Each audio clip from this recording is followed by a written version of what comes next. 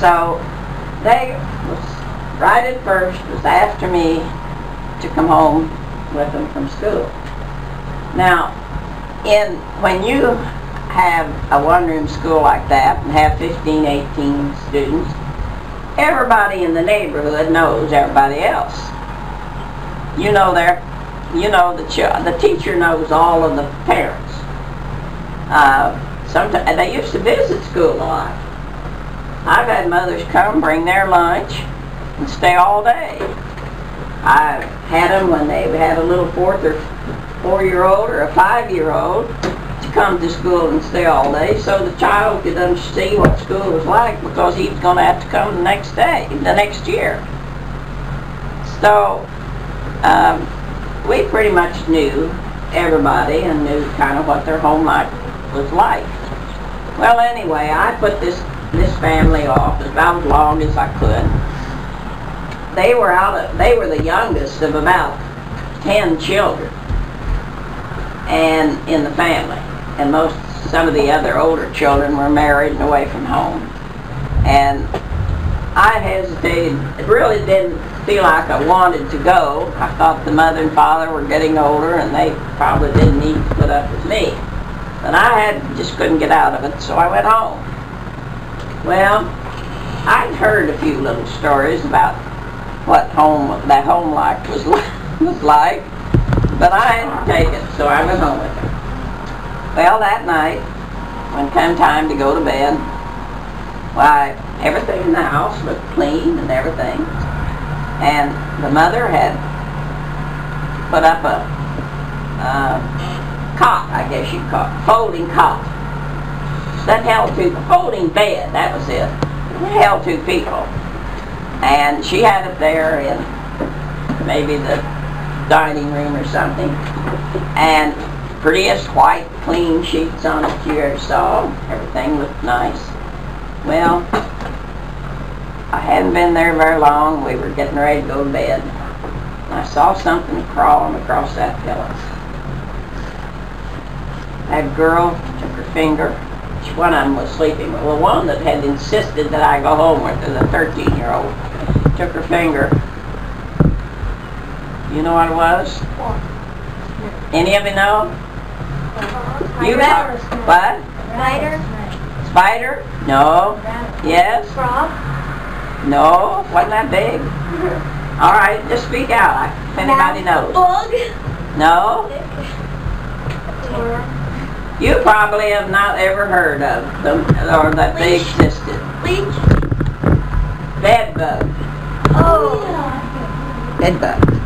Oh, They get in your mattresses, they bite you. Granddad had them? Granddad had them in college. Tell that. I didn't think they I thought that was a funny story, though. How would you like to do that, Mrs. Maxwitty? Well, No way. no way. Well, you know what I did? When I went home the next night, all the clothes that I had on, my nightgown, I guess, that I had taken, well, it all went in the washer machine before I even hardly got in the house. I almost undressed outside. So if I had gotten any. But, I just had to do those things. And as far as enjoying it is concerned, it was a very enjoyable evening. But now I'm going to talk a little bit about discipline. If any of you people get very bad and the teacher gets tired of putting up with you, I guess her next step would be that she might send you to the principal or the headmaster, I believe you call it here. Well, when you are in the one-room school, you are the boss, the teacher, and the law was a little different in those days. A child needed punishment. It was the teacher's responsibility to give it to them in some way. When I first started teaching, it seemed so silly, but one of the things that teachers did, if a child was annoying in the class, disturbing the group, didn't mind the teacher, wouldn't follow directions, just was a pest and a nuisance, why sometimes the teacher would sit him over in the corner with his back to the room, and oftentimes they put a ring circle up on the blackboard, and the child had to stand up there straight with his nose in the circle for quite a little while. Well, now, you know, that's got to be, you'd see him standing first on one foot and then on the other, and it helped him to remember that he wasn't supposed to do that. I think one of the worst discipline problems that I had in all my one-room school teaching was a little boy that had come from a home, and really I should have felt real sorry for him, which I did, but he came from a home that didn't exactly speak very well. They used a lot of swear words, and the child just thought that was part of living, was to talk that way. And I tell you, he could get a little excited and he could say more swear words in 10 minutes than I could say in a half an hour if I studied on it. Oh, it was terrible. And I just couldn't stop him. I washed his mouth out with soap. I did every other little punishment that I could think of. And I just warned him and I talked to him. I pled with him. But it just came out anyway.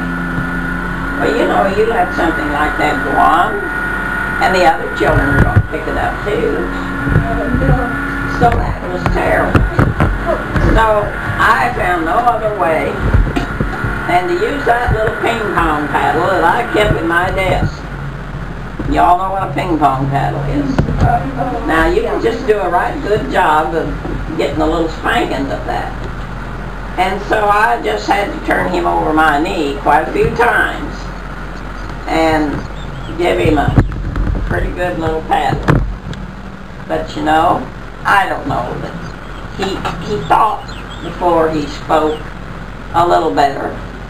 And I guess the boys and girls just sort of felt sorry for him. And so we made it through the year, and then he moved. So we ended that problem. One time when my brother was just starting to school in first grade, and he was only 5 years old, and he understood that when he went to school that he was supposed to mind me. He knew that, was told that at home. I was the teacher, even though I was his sister, that he minded me. And so one day I had him and another little first grader up on a bench, and we were learning the nursery rhymes, or we were doing something, I don't know what. And I told Bill to do something, and he said, I don't want to. And I said, well, you have to. You do it. I don't want to. And the third time I said, well, you do it. I don't want to. So I just picked him up, turned him over my knee, and I gave him a spanking. Well, I think he went home that night crying on his mama's shoulder that his sister had given him a little spanking, but he didn't get any sympathy at home. So I didn't have any more problem with him. Now one time I thought I was going to have a great big problem. And it turned out I didn't have such a big problem. There was, news came into our community that we were going to have a new student. There was an empty house down the road, and this boy lived in Quincy, Illinois. And that was a city school. I heard that they had moved from school district to school district in Quincy, just to put him in a different school real often, because he was such a bad boy. And once he just run one school crazy, and they'd get tired of him and maybe would want to kick him out or expel him. Anyway, the family would move off into some other district in Quincy. But that boy was coming to the country. His father owned a little log cabin down the road, so that's where they were going to come. Well, I was kind of excited about it. Just didn't know how in the world am I going to handle that guy. I think he was about you children's age. I can see him yet. Nice looking little kid. And I think he was about 9 or 10 years old. So I thought a lot about how I was going to handle it. Well, I always was good to children. And let me tell you something. If you ever decide to be a school teacher, always be sure before you make that decision that you love boys and girls. Because there's nothing worse to do some kind of a job or a work that you don't like to do. You won't do it well if you do that. So I thought that I pretty much knew how to treat this boy. So I went to school early in the morning. Didn't start till 9. The children didn't generally get there till 10 till 15 till 9 because, you know, when you have to walk all that ways, you have to get up pretty early to even do that. So I was there, and none of the other children had come yet, and he walked in real early. Well, I just was so glad to see that boy. I just told him I'd heard that he was coming. We were going to have a new student, and the children were all excited about it, having a new student come in. And I said, we have a nice bunch of boys and girls here. I think you will like our school. I said to him, did you have any bad boys over in Quincy? He said, well, yes.